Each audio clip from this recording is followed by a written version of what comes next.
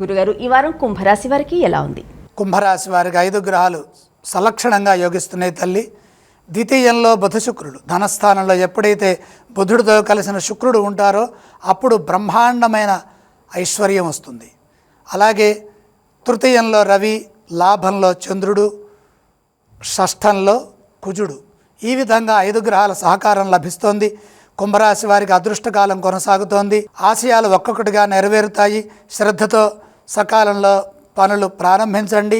ఎప్పుడు ఏ పని చేయాలో అప్పుడు ఆ పని చేయండి. ఎంతకాలంలో పని చేస్తే సరిపోతుందో అంతకాలాన్ని చక్కగా సద్వినియోగం చేసుకోండి. ప్రతిఫలం బంగారు భవిష్యత్తుని ప్రసాదిస్తుంది. యోగ్యమైన ఫలితాలు వస్తాయి. ఎంత గొప్పగా పనిచేస్తే అదృష్టం అంత వరిస్తుంది. ఉద్యోగంలో శ్రేష్టమైన ఫలితాలు సిద్ధిస్తాయి. శుభం జరుగుతుంది. మీ మనసుకు తగ్గట్టుగా నిర్ణయాలు తీసుకొని వాటిని తక్షణమే అమలు చేయండి.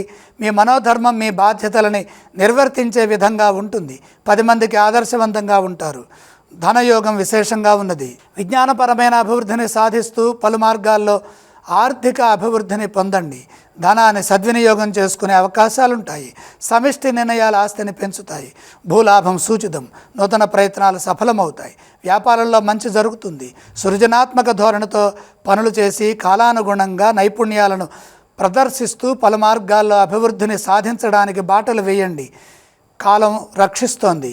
శాంత చిత్తంతో వ్యవహరిస్తూ కాలం వృధా కాకుండా మంచి పనులకై కృషి చేస్తే తిరుగులేని ఫలితాలు మీ వశం అవుతాయి.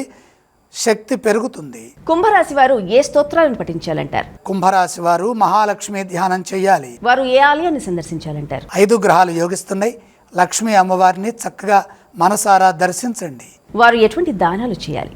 దానాలు అవసరం లేదు.